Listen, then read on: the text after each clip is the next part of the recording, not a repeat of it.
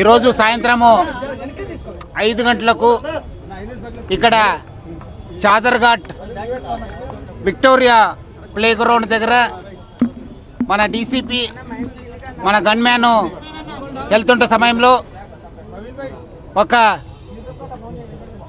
Rowdy sheeter, కాలపత్త rowdy sheeter మరియు ఒక property ఆఫెండరు ఒక మొబైల్ థెఫ్ట్కి ప్రయత్నం చేయడం జరిగింది. దాన్ని చూసి ఇమీడియట్గా మన డీసీపీ చైతన్య ఆమె గన్మ్యాన్ ఆమెను పట్టుకోవడానికి ప్రయత్నం చేయడం జరిగింది.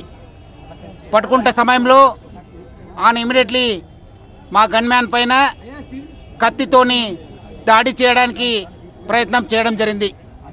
ఇమీడియట్లీ ఆల్మోస్ట్ ఇంకా మా కానిస్టేబుల్ పైన దాడి జరుగుతుంది, ఇంకా ఆయన ఇంజురీ అయిపోతున్న సమయంలో మా డీసీపీ చైతన్య 2 రౌండ్ ఫైర్ చేయడం జరిగింది. ఆ 2 రౌండ్లో ఫైర్తోని ఆ అఫెండరు ఇంజూర్ కావడం జరిగింది. ఒక బుల్లెట్ చేతికి, ఒక బుల్లెట్ స్టమక్ దగ్గర తగిలింది. ఇమీడియట్లీ మా డీసీపీ అనే గన్మ్యాన్ను ఇక్కడ ఉన్న ఆఫీసర్స్తో ఇమీడియట్లీ అలర్ట్ చేసి ఆయనకు ఒక ప్రైవేట్ హాస్పిటల్కి చేర్చడం జరిగింది. మన డీసీపీ కూడా మరియు ఆయన గన్మ్యాన్ కూడా కొంత ఈ తోపులాట జరగడంలో కింద పడడం జరిగింది. వాల్ కూడా కొంత అస్వస్థానికి గురి కావడం జరిగింది. వాల్ కూడా ఇమీడియట్గా మనము అక్కడ ఉన్న ప్రైవేట్ హాస్పిటల్కి మనము షిఫ్ట్ చేయడం జరిగింది. సో దాని తర్వాత ఇమీడియట్లీ మన లోకల్ ఆఫీసర్స్ రావడము, మన అందరు కూడా ఆయన గురించి ఎవరు ఈయన అఫెండరు, ఎందుకంటే 2 ఉన్నారు, ఒకరు పారిపోతే ఇంకోటి వాడికి ఇంజురీ కావడం జరిగింది. ఆ ఇంజురీ అయిన పర్సన్ను మొహమ్మద్ ఉమర్ అన్సారీ అని చెప్పి తెలిసింది. ఆయన నేటివ్ ఆఫ్ కామాటిపూరా, బట్ ఆయన రౌడీ షీటు కాలపత్తర్లో మనము ఓపెన్ చేయడం జరిగింది. దాదాపు 20 ఆఫెన్సెస్లో ఆయన పైన కేసెస్ బుక్ కావడం జరిగింది. 2 సారి ఆయన పైన పీడీ కూడా మనము ప్రయోగించడం జరిగింది. సో ఆయన ఈ ఒక 2 పీడీ వల్ల దాదాపు 2 సంవత్సరము జైల్లో కూడా ఉండడం జరిగింది.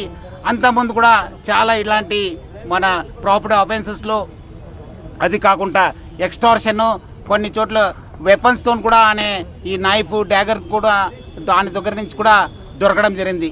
సో ఈ ఒక సంఘటనలో మన ఇమీడియట్లీ మన పోలీస్ ఆఫీసర్స్ వచ్చి ఈ ఒక ఏరియాను కూడా మనము సెక్యూర్ చేయడం జరిగింది. మనము ఆ ఇంకోటి అఫెండర్ కోసం కూడా మనము ఆయన పట్టుకోవడానికి కూడా మా టీమ్స్ కూడా పంపడం జరిగింది. అంటే అదే ఇప్పుడు మన వాళ్ళు ఎంక్వైరీ చేజింగ్ చేసుకుంటూ వచ్చి ఇక్కడ ఆయనకు ఫైరింగ్ కావడం జరిగింది. అదే ఇప్పుడు మన లేదు ఆనే ఐ థింక్ ఆఫెన్స్ కోసం వచ్చినట్లు ఉన్నారు.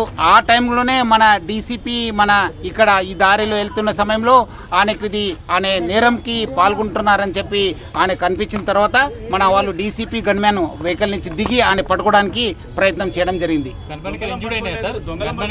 ఇంజురీ కావలేదు, దగ్గర కాలు దగ్గర కొంత దెబ్బ తగిలినట్లు మన డాక్టర్స్ గుర్తించారు. ఇమీడియట్లీ అందుకు వాళ్ళకి స్కానింగ్ అంతా ఎక్స్రే తీయండి అని చెప్పి మనము చెప్పడం జరిగింది. డీసీపీ గారు బాగానే ఉన్నారు, మన గన్మ్యాన్ కూడా బాగానే ఉన్నారు. సో మనము వాళ్ళిద్దరు కూడా, ఎందుకంటే లోపల కూడా ఇంజరీ అయి ఉంటామని చెప్పి డాక్టర్స్ కూడా అనుమానం చేశారు. అందుకు వాళ్ళకి మొత్తము స్కాను ప్లస్ వాళ్ళకి ఎక్స్రే తీయని చెప్పి చెప్పడం జరిగింది.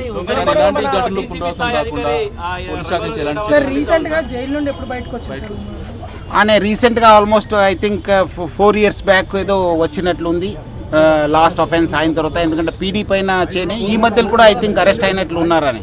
అది కొంచెం అంటే అది ఇంకా మనం ఎంక్వైరీ చేసి 2 దొంగలు అని ఇంకోటి వాడిని పట్టుకున్న తర్వాత, అదేవిధంగా ఈయన కూడా అంతకుముందు ఎవరెవరితోని అఫెన్స్ చేసినారు ఇప్పుడు ప్రాథమిక సమాచారం ఉంది. మీ అందరు కూడా నేను కోరితే ఇట్లు ప్రైమరీ ఇన్ఫర్మేషన్ ఆయన ఎవరు, అంతకుముందు ఎన్ని 20 ఆఫెన్స్లు ఎవరితో చేసి కలిసి ఈ దొంగతనం చేశారు, ఎక్కడెక్కడ ఎక్స్టార్షన్ చేశారు, ఎక్కడెక్కడ ఈ వెపన్స్ తీసుకొని ఎక్కడ బెదిరించారనే పైన మనము డీటెయిల్గా ఎంక్వైరీ చేసిన తర్వాత